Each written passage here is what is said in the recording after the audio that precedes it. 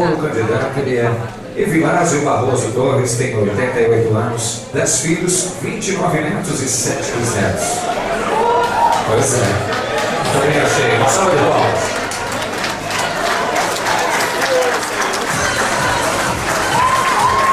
É isso aí, Rodrigo.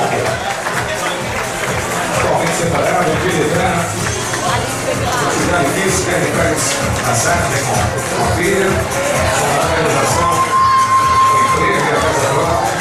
Primeiramente participa do evento esse São Paulino, Evilásio Barroso Torres.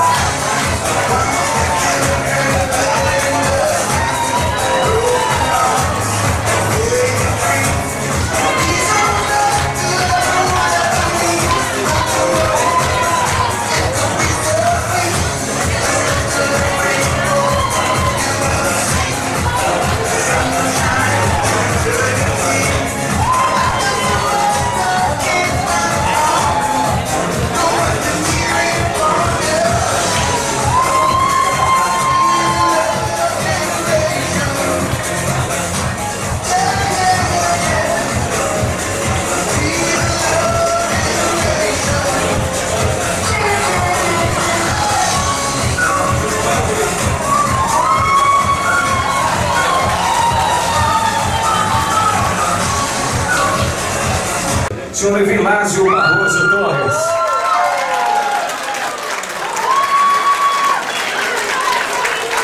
Evilásio, o homem que nós aplaudimos, portanto, 29 netos, 12 bisnetos, se não me engano, uma coisa assim, eu fiz uma nova.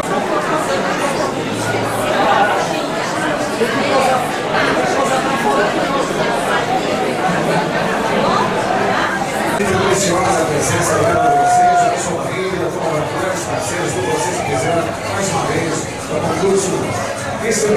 PGG Brasil. Desconvidado em nome do Brasil, do Sérgio Pereira, agradeço a presença de todos vocês, eles vão fazer umas imagens por aqui.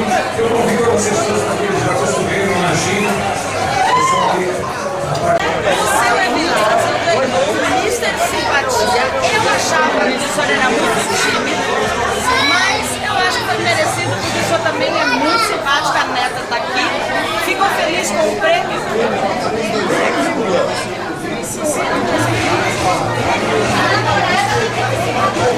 Os prêmios? Por que os prêmios? Mais de um? Só ganhou um Mister Simpatia, já é alegria demais. Parabéns, viu? Parabéns, tá? E parabéns à neta também, a família que está aqui prestigiando, tá bom? Obrigada.